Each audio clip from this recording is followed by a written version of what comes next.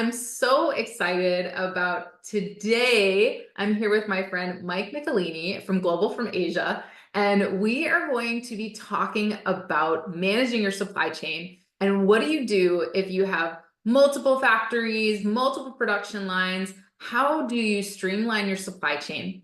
And the reason I'm so excited to have Mike here, not only is he a seven-figure seller, he's got multiple brands, he's got so much experience in sourcing, but I'm excited to have him here because he's going to be joining us as a mentor on our upcoming China trip.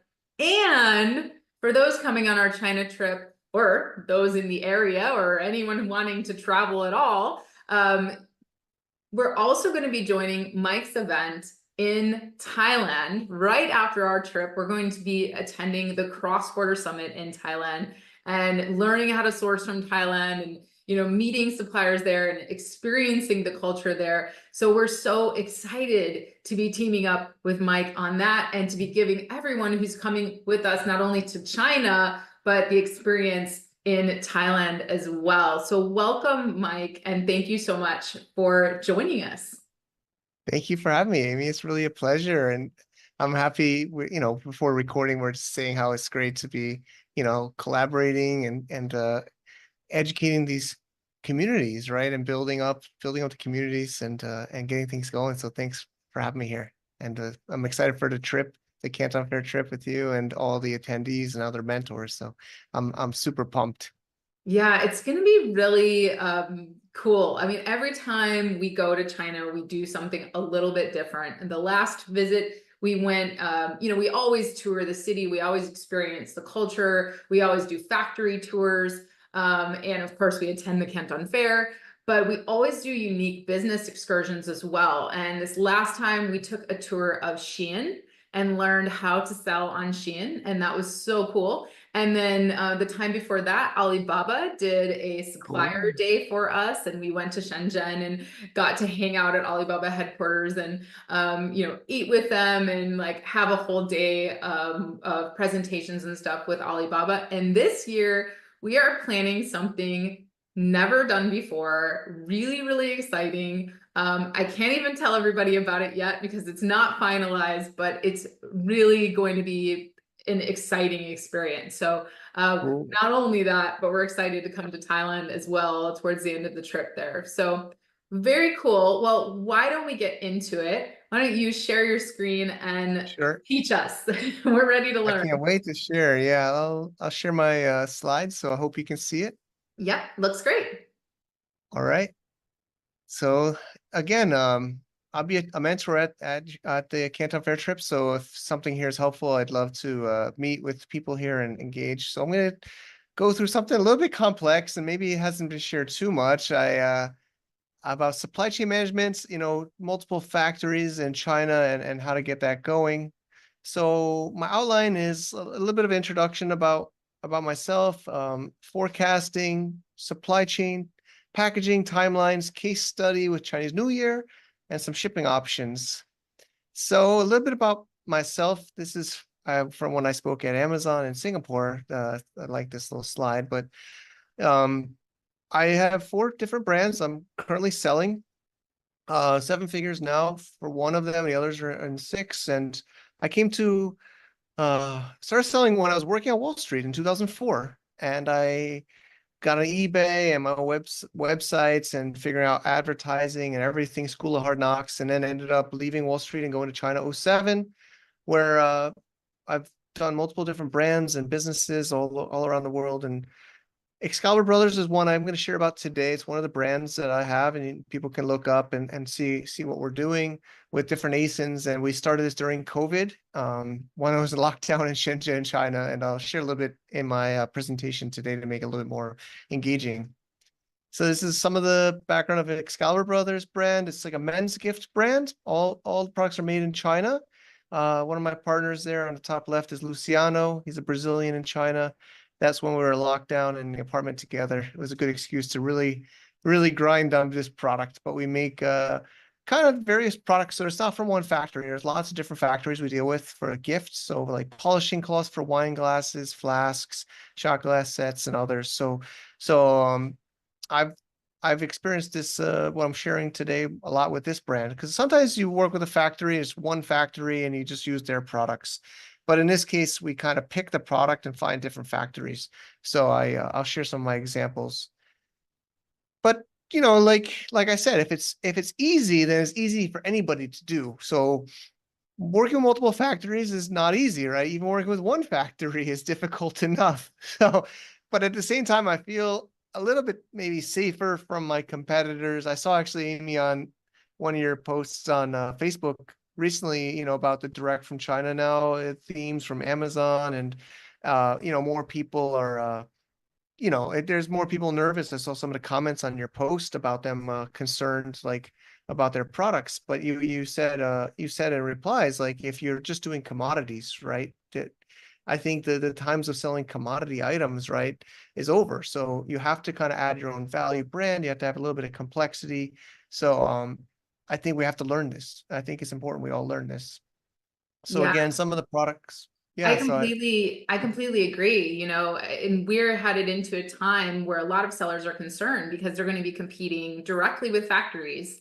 They already Mhm, are competing directly with factories, but now the big difference is those factories are being encouraged to offer factory direct pricing, which means the exactly. customer is going to be paying almost the same price that you pay the factory if you're sourcing a product from the factory, finished there, that isn't differentiated at all. So this strategy here that you're showing us today, Mike, is really incredible because this is what people need to do to really be able to differentiate and take their products to the next level.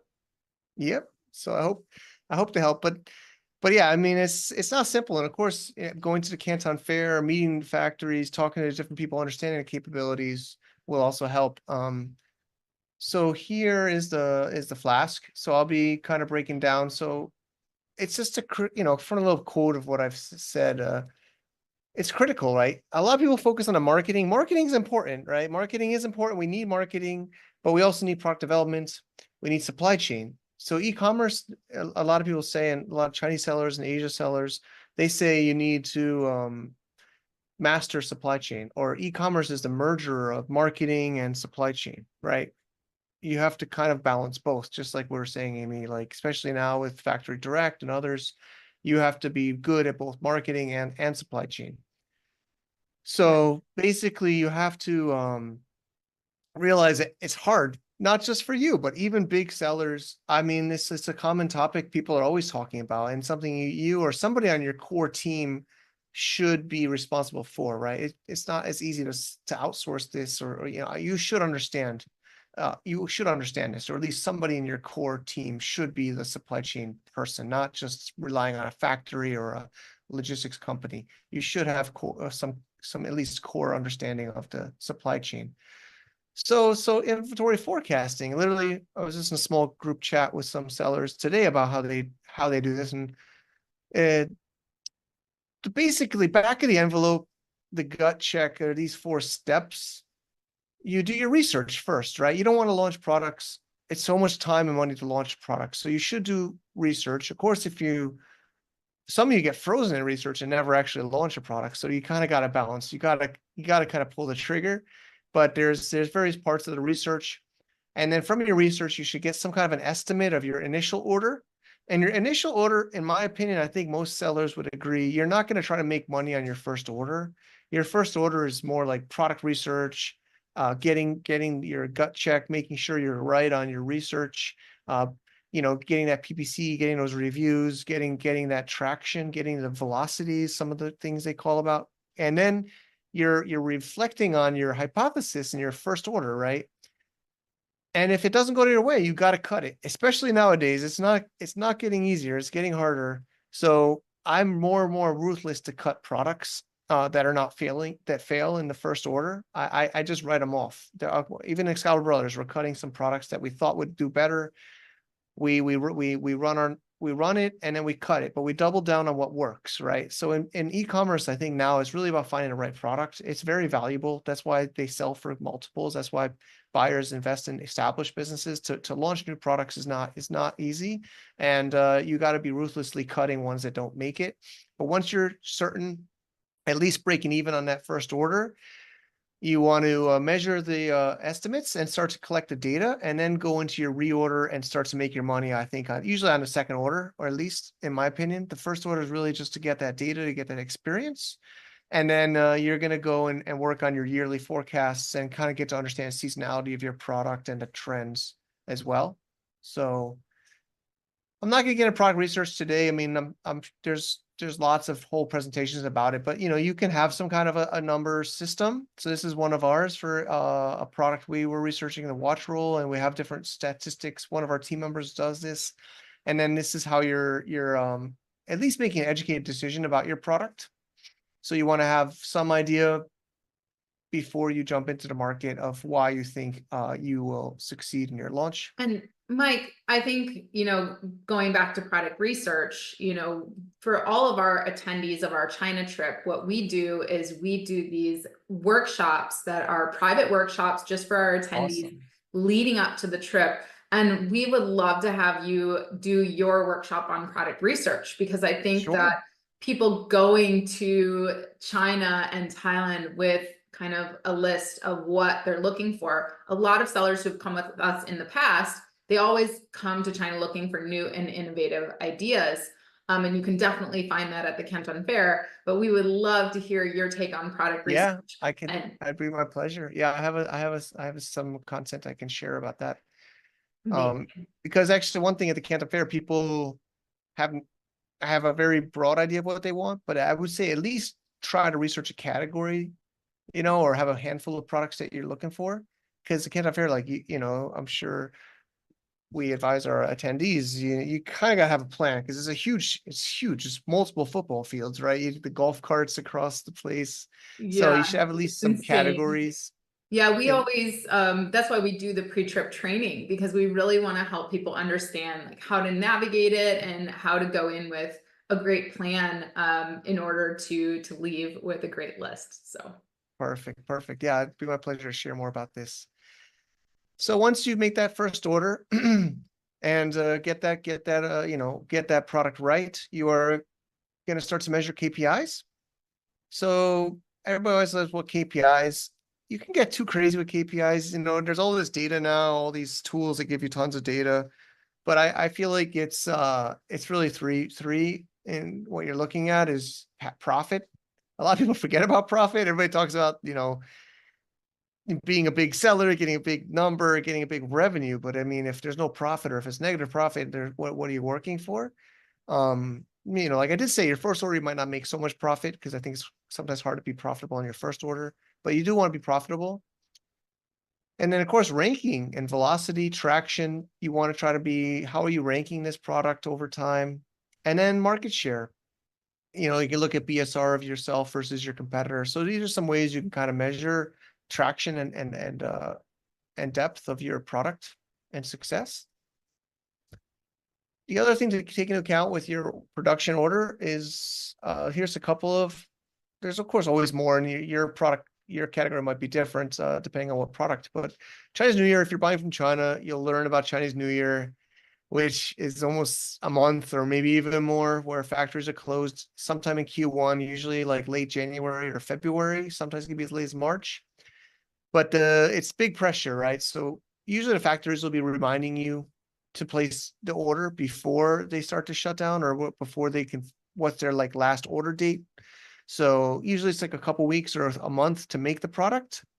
So usually they'll tell you a couple of months in advance, so you get your order in, and you want to get that shipped out before they close the factory. There's all these stories, and I will have a little case study at the end of my bad experience I had, but I got creative to solve that problem. But Chinese New Year is the first one, so you kind of got to be ready for this. Amazon Prime Day is in the summer, which just passed in July this year.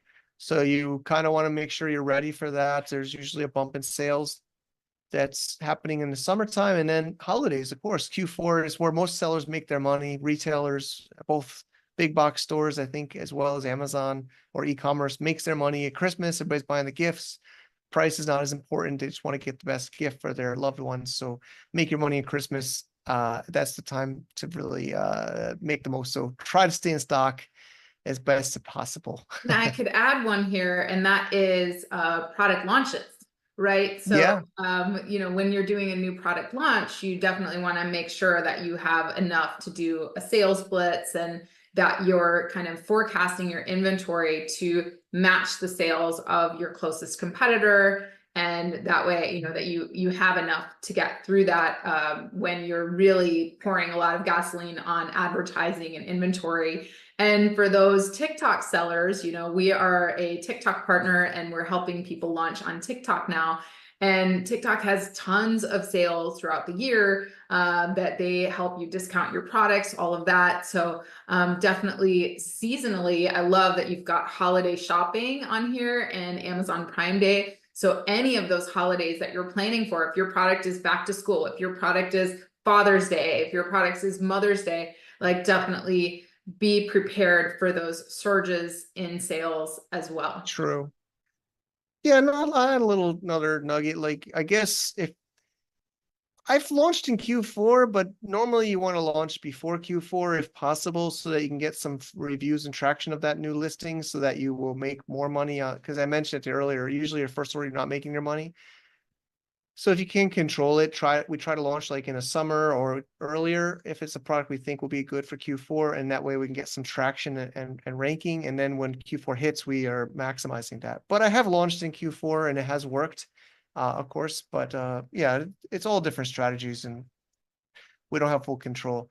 So now into some more of the complexity and the kind of the meat of what we're talking about, multiple factories, suppliers. So this is the Flasks, at one of our flagship products in our brand of Excalibur Brothers. And this is a pretty complex product.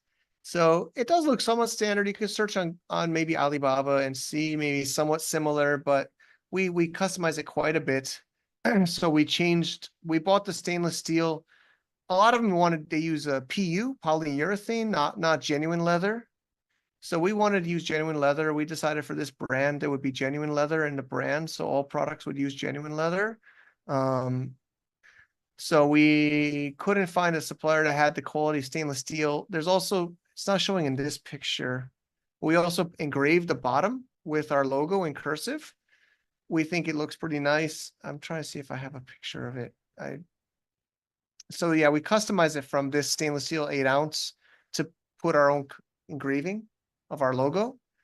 But a lot of factories didn't agree to do that. So we had found one that would do it, but they didn't have the leather. And then there was the packaging, and then there was this and that. So it's multiple suppliers. And we also do our own highly customized packaging for this. We think Luciano is a very gifted branding expert, packaging expert. So he's our partner that designed it. But the factories usually don't do that, or a lot of factories say they can do packaging, but they're really just outsourcing it anyway.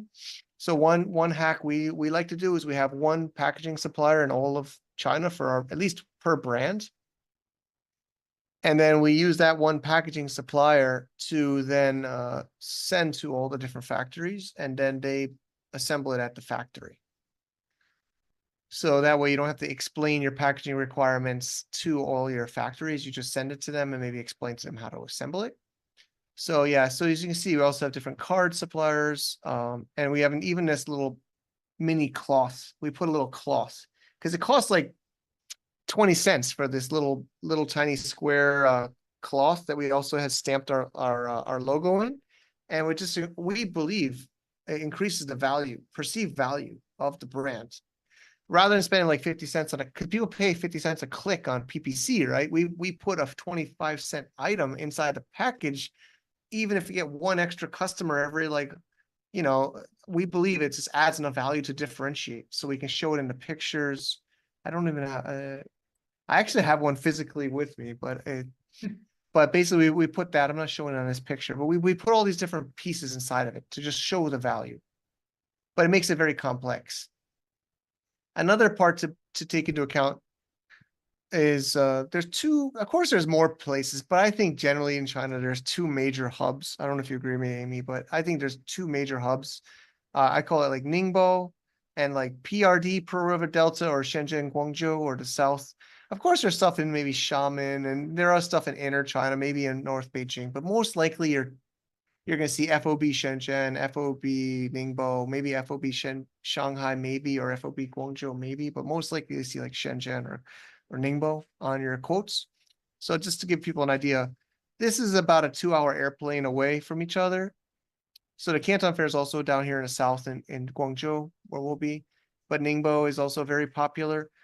Usually the south is also higher quality in general and a little bit more expensive usually in general, but also more electronics and high tech. When Ningbo is a little bit lower price, maybe a little bit lower quality, or you gotta be a little more careful about the quality, but less technical. So more like home and gift. So we sometimes have a mix of these suppliers in these two places, but also just being aware when you're sourcing. So when you're going to the Canton Fair and you're going to work with multiple suppliers, one hack is to just understand where they are, understand China, at least the basic idea of the map. Or if it's too hard for you, I know there's a lot of these names, at least understand FOB. Are you say FOB Ningbo, FOB Guangzhou? Are you FOB Shenzhen? So when you're getting those quotes from factories, try to understand where is the factory, or at least what port are they going to be shipping to, because you can try to save money by consolidating your shipments with them or shipping packaging. Because when we were finding packaging, we're shipping packaging. It's not the biggest deal to ship within China, honestly.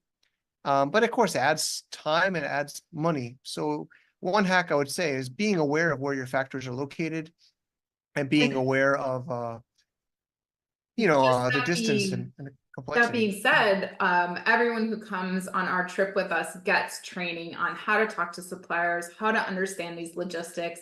Everyone gets a copy of our book, which includes all the Awesome. questions that they should be asking suppliers and why, we do in-depth training before the trip. So that even if you're, we've had 7-figure sellers that have been selling for years come on our trips and finally understanding the meaning behind the logistics and all the different things that they should be doing. If they've only been sourcing remotely, now they kind of understand how it works on the ground, and they put all the pieces together and they're just like, wow, okay, I can save so much money. The average seller that comes on our China trips saves over 50% of their sourcing Awesome. costs, just Amazing. by learning these keys. So yeah, It's completely agree. yeah, it's definitely valuable the more. I mean, I think a lot of people say the trip pays for itself. Working with you and the team and our mentors here and the ROI should definitely come back right away. And from what you're saving and you're learning and avoiding these mistakes that many people make the hard way, the school of hard knocks that some of us, myself, have been through. Try to avoid those if you can. Um, so that's great. But yeah, basically understanding where they are, and you can get like the training with Amy and I'll be there to help you too. But just understanding where they are. So a little bit kind of showing you the before and after. So this is like a standard one that you might see on Alibaba, the Flask set. So we changed the bottom. We just got the best stainless steel we could find. We air polished the back. See, we engraved the bottom.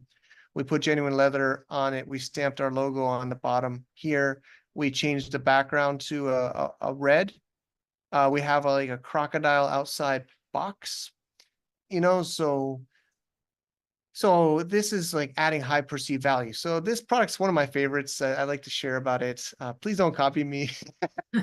We're pretty established in the market, but we have people, we're out of stock. We have run out of stock on this a couple of times in the history. It's been around a few years now, but people will find our website on Google or wherever, and they'll email our website and they're saying, hi, are you going to be back in stock? They see the competitors on Amazon and they still want our product. They're asking me when we're gonna be back. So I think should be your goal. It's not easy, but that should be your goal to stand out. So I mentioned this a little bit, but another hack or another strategy for multiple suppliers, I was saying, is having a packaging hub, finding a packaging supplier. A lot of people think the factory does the packaging. I don't think most or any factories does packaging, right? And this Factories is make product, This right? They is don't the make reason packaging. that we take people on factory tours, and we almost always visit a packaging factory. And Exact. that way people understand we visit factories where they're making the products as well. And people can start to kind of put that together and see, oh, this packaging has been brought in and they're putting it all together. But then we also take them to a packaging factory so they can see the whole process of how different packaging is made and have those resources. Because I agree with you, there is so much that a packaging supplier can do for you. And if you are leading, if you understand your supply chain, your logistics, and you have somebody on your team that has mastered that, you are now driving it and not the supplier who's putting in the same box that they're sending to every other seller, right? And not only that, you're now preventing, when you have 4 different factories that you're working with or 4 different suppliers that you're working with for one product, it's very hard for somebody to copy you. Yeah, Exactly, right? exactly. Like they're not just gonna find your supplier on Alibaba and like, hey, get that for me Exactly. too, right? Exactly. And then the other thing, the other advantage of this is you don't want to, I don't want to give my factory, I hate to say it, but I don't want to give them everything, right? I don't want them to know everything about my product. Like we were talking about earlier, they could sell on, Shein or there's of course Temu now or Amazon Direct. So if I give them my high quality packaging file, AI editable file, right, and I give them all my suppliers, all my molds, everything to this one factory, I'm like giving them on a silver platter. Of course, anybody can copy anything, right? But if you know, there's stories, Amazon contacts our suppliers. They ask for the invoices and then they call the supplier and say, hey, why don't you sell directly on Amazon, right? So if you make it so easy for them, that's another reason to use a packaging supplier. It's keeping your IP, you're a little bit separate. Of course, probably there's ways they can figure it out, but the editable files are valuable, right? And you almost work with you trust your packaging supplier in a way because they have your design. It's actually, I always joke like, I probably share on the trip. My dad always would I had to fight my dad to buy anything when I was a kid. He's always like making me convince him that I had to buy this toy, you know? And he's like, you're paying for packaging. It's packaging. Why not buy the cheap generic one? You're just paying for packaging all the time. I was like, Dad, I like this one at the Toys R Us. I like this toy. No, you can get the cheap one. I'm like, he's like, you're just paying for packaging.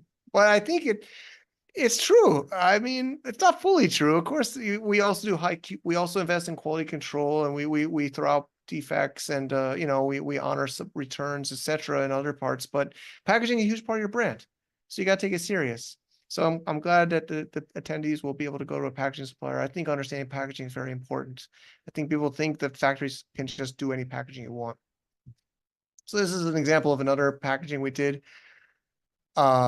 This is the polishing cloth, but there's some strategy to this, but we have all these inserts and it gets a little bit expensive, honestly. You got to be a little bit careful because it can get out of control pretty quickly. So we sometimes try to tell Luciana to cool it off a little bit because it's like this like metal foil and crocodile things and printing everywhere on it. But the base point of this story is red on the inside is a red carpet and the brown is the castle walls. So this is the story of entering your kingdom. Welcome to your kingdom. We roll out the red carpet for you. So there's some strategy behind the packaging. And this is us visiting during COVID as Luciano here, and I'm taking the video of this. We went to see a factory. I make some vlog for fun. But it was so hard during COVID because we couldn't get to certain places because of restrictions and etc. But we're going in there, we're talking to them, we're showing them samples, so that's a big advantage of going to the Canton Fair, trying to bring some samples with you, pictures, get them even from the US or eBay or Taobao or whatever, but bringing physical products and knowing what you want. But also not showing every supplier until you're sure you want to work with them. So yeah, I kind of said this already, but you want to just feel a little bit more secure. Of course, anything can be copied, anything, there's no 100% guarantee, but just making it a little bit harder to be copied, not have one factory has all your information is what I say. So just to kind of recap on packaging section here is I strongly suggest working with one packaging supplier, making sure you understand your brand, understand your requirements, understand your quality. And then hopefully it's near your other factories, north, Ningbo or Shenzhen. It's not the biggest deal to mail packaging farther, but it's also time. And then have a template system of how you do your packaging. And some of you are maybe saying, oh, I'm not big enough to make really highly end customized, but there's some hacks. You could just get a white box and put your sticker on it. There's hacks where you could get a generic white box and put a whole sticker on the whole top that makes it look like it's a custom printed box. So there's lots of ways to make it work for you at different levels. So let's go into a case study, and I think this will kind of help me share with you about dealing with the multiple factories and also deadlines and inventory. So we had this is 2 Chinese New Years ago, but the factory closed earlier than we thought, and we didn't have the packaging arrived in time to the factory before they closed for Chinese New Year.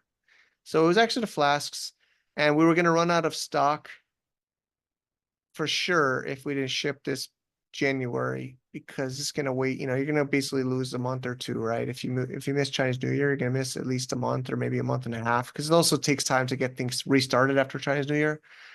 So we got kind of creative, and this is another reason of having an advantage of different factories or different suppliers. We sent the unassembled product from the factory to the packaging supplier, and we paid the packaging supplier to assemble it in his packaging, rather than sending the packaging to the factory, because the factory was closing, but the packaging supplier was staying open.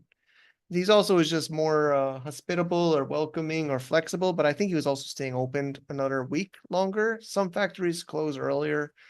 So we kind of somehow made it work. And another hack was he was complaining. He's like, oh, I really want to go on Chinese New Year. His name is Mike, like me. And he's like, we got, I don't want to make him work so much longer. So what we did is we said, okay, can you do half?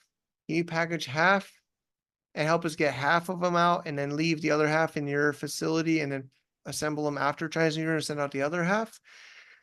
So one big strategy about dealing with multiple factories, multiple supply chain is, I know it sounds counterintuitive. Everybody wants to fill a full container, but actually what a lot of big sellers are doing now, because of Amazon's fee structures and supply chains, we're splitting shipments more. We're doing more and more LCLs. I don't know. I see Amy nodding here, but I think it's becoming the theme of a lot of sellers, uh, especially Chinese sellers. We are splitting. We're not trying to fill one 40-foot container now and send it to the US. We're trying to actually break it into multiple LCLs and then drip it out. So we're more steady throughout the year. So what we do now is, I mean, honestly, a couple of years ago, that wasn't as much the trend. We tried to fill containers, but nowadays we actually split it up where we do LCLs and we smoothen it out. One for the Amazon fees of receiving and their whole like check-in and distribution. We also send it out to multiple different Amazon fulfillment centers LCL rather than one FCL to LA. Everyone wanted to get like one big container to LA, right? That's they think it's the cheapest and the fastest, but it's becoming less and less true. Of course, it depends on your product, depends on your situation, but most sellers now are splitting multiple LCL shipments to multiple Amazon fulfillment centers around the United States of America.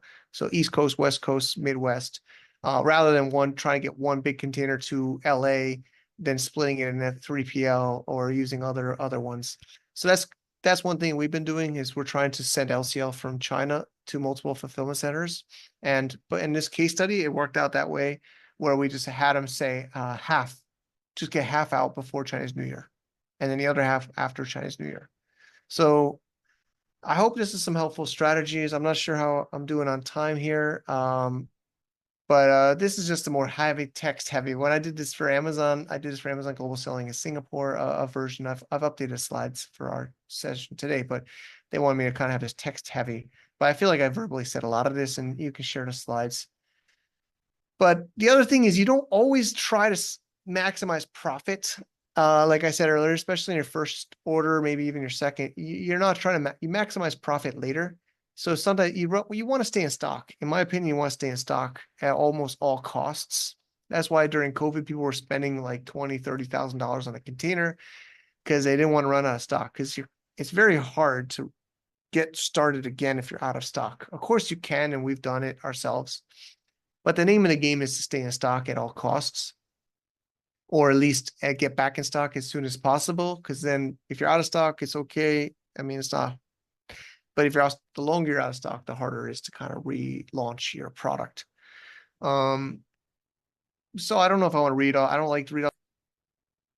All right. So basically, when you're smoothing out your supply chain, like we're saying with multiple factories and you're trying to have your inventory ready and in stock everywhere, you can keep some at the China factory. You can, of course, you can use various 3PLs in China or even in the US. There's 3PLs that can hold your stuff or sending it to Amazon. So this is basically a lot of us are always trying to decide how much should I keep in China, in the US, 3PLs. Of course, the more places, the more money, right? So you're trying to be as streamlined as possible.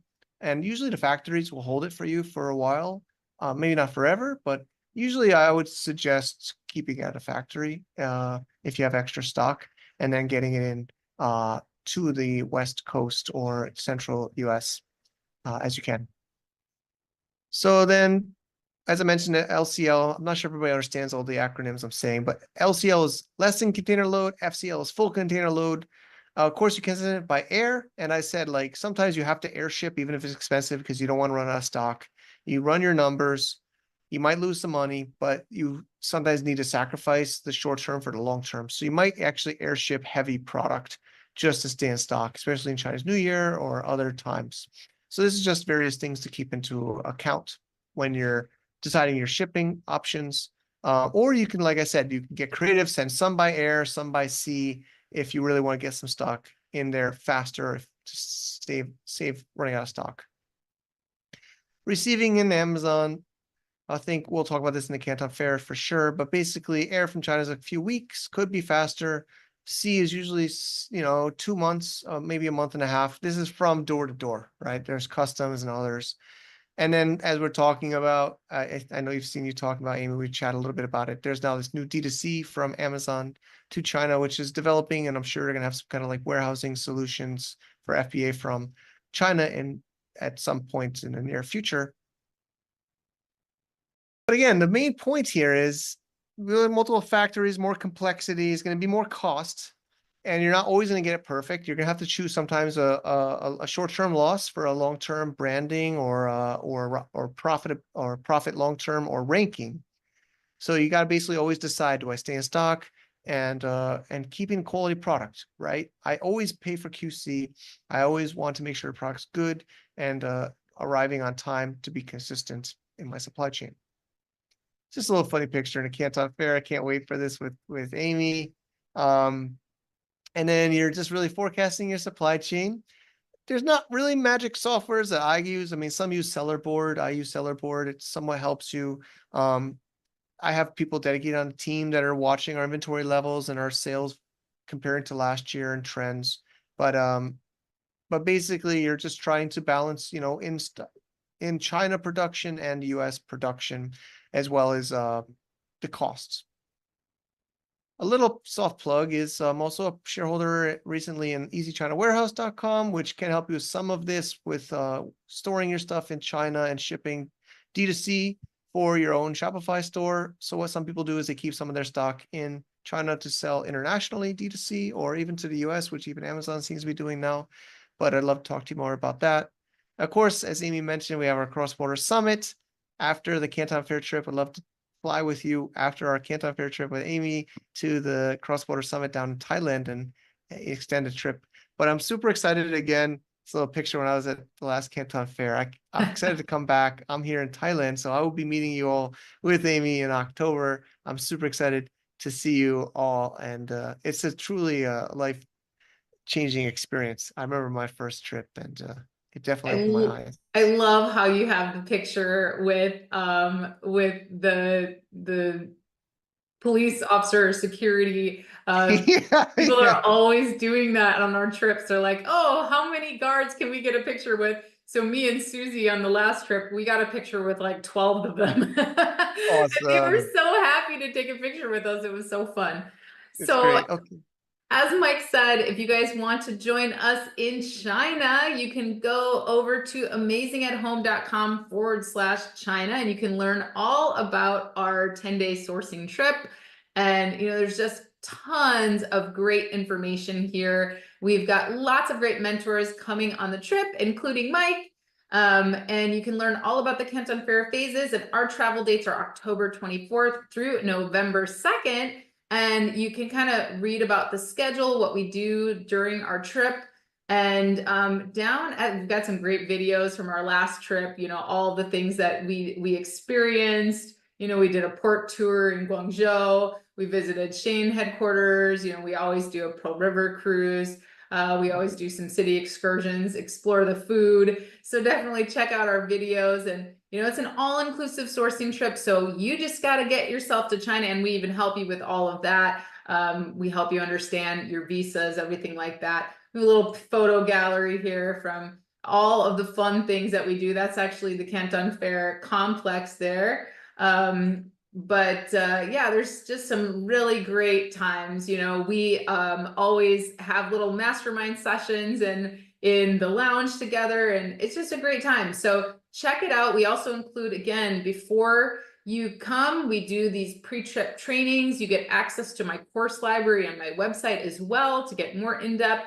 So we're going to ask Mike to come back and talk about product research.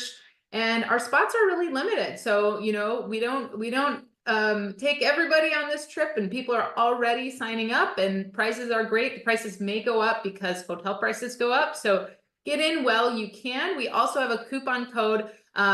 Mike in China is the coupon code, Mike in Mike in China. China. And you can Nice. save $350 additionally on the trip. We've got some Awesome. FAQs here if you have questions. But at the bottom here, last but not least, we've got the Cross-Border Summit, where we'll be heading to Thailand right after that. So if you need more information about extending your trip and joining us, we're going straight from China to Thailand with us. Come join us at the Cross-Border Summit as well. That's right here on this page as well. So without further ado, Mike, thank you so much for Thanks, Amy. being Really here had with fun. me today. And thanks for this valuable information. We can't wait to see you in China. We can't wait to see you to join you in Thailand. And everyone, please reach out if you have any questions at all about the trip, about either trip. We're happy to help. And we can't wait for this next event. So Great. I'm super excited too, Amy. It's gonna be yeah. amazing. Thanks again, everyone, for being here, for listening in, and we'll see you in China. Bye. Bye-bye.